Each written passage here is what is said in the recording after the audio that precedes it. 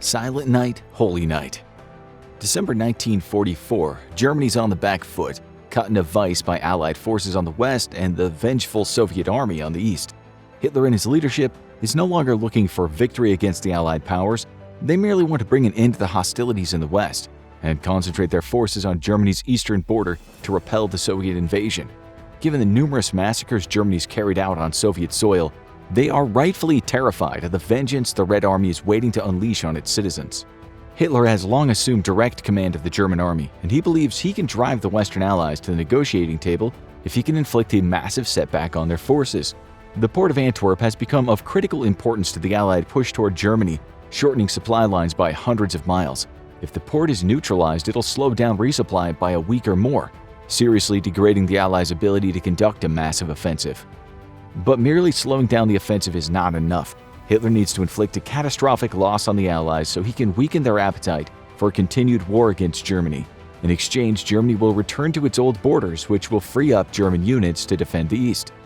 A stalemate and a return to the status quo is the best the German Third Reich can hope for anymore.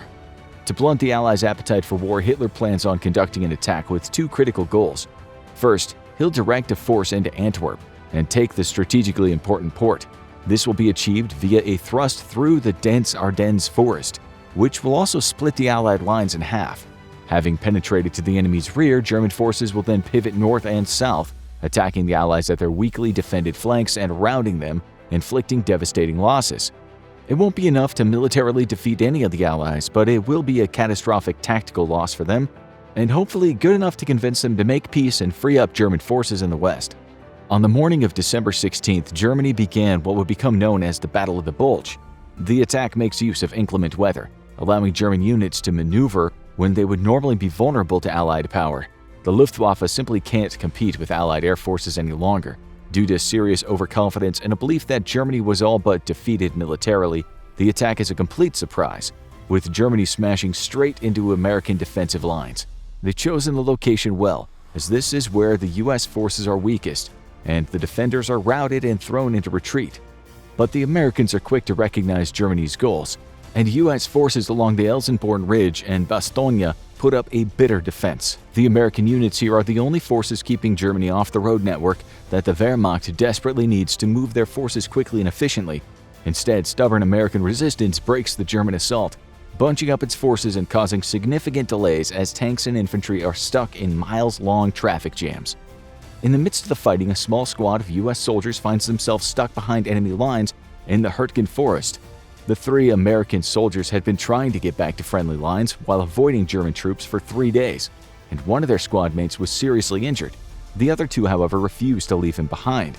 Amongst the snow-covered forest, Elizabeth Vinken and her 12-year-old son Fritz were waiting for Dad to come home. The family had moved to the hunting cabin when their home was bombed by Allied planes. Fritz's father still worked in the nearby Aachen, where the family had once lived, and this Christmas Eve he was running late. Suddenly, there was a knock at the door. Elizabeth opened it and was shocked to discover 2 American soldiers standing on her porch, with a third lying in the snow. The Americans were armed but polite, and something stirred in Elizabeth's heart when she realized they barely looked out at their teens. Despite this being the enemy, Elizabeth had a Christian duty to aid those in need.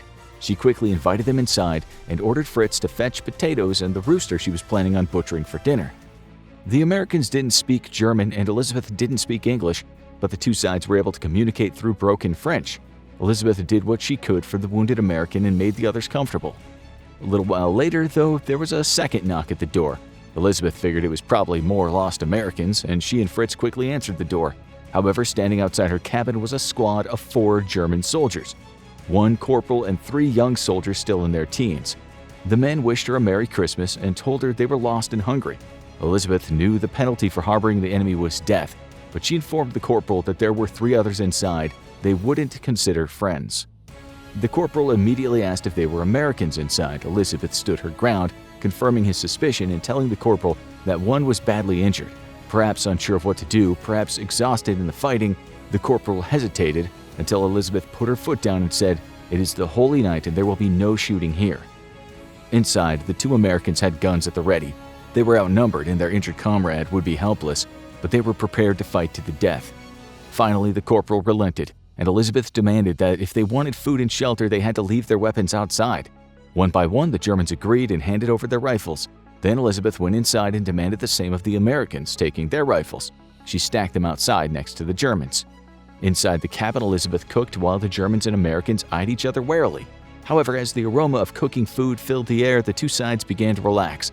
In an act of compassion, one of the German soldiers, who had been a medical student before being drafted, asked to inspect the wounded American soldier. Eyeing him carefully, he informed his comrades that he was in serious danger of infection, and only the cold had prevented one from setting in.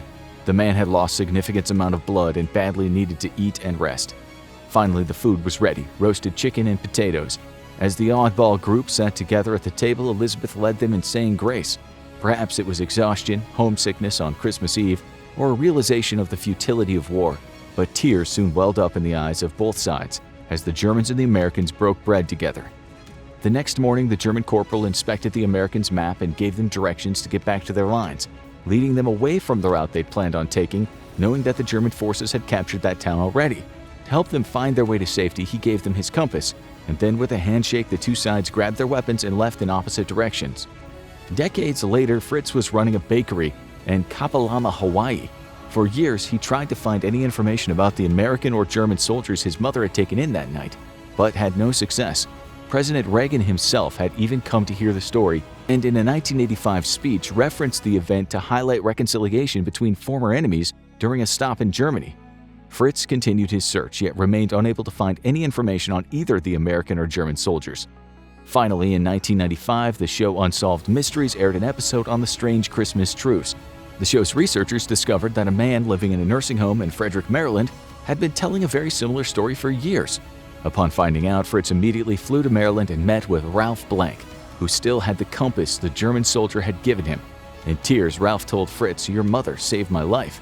Later, Fritz would eventually be able to contact the other American soldier involved in the incident, but sadly, he was never able to find any of the German soldiers.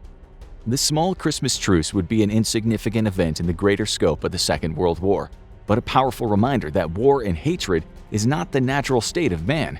Sadly, it's often only the veterans of combat who recognize that fact. But this was hardly the strangest truce of World War II. In 1940, Germany had a big problem. It needed to secure the supply of Swedish iron to continue building up its military.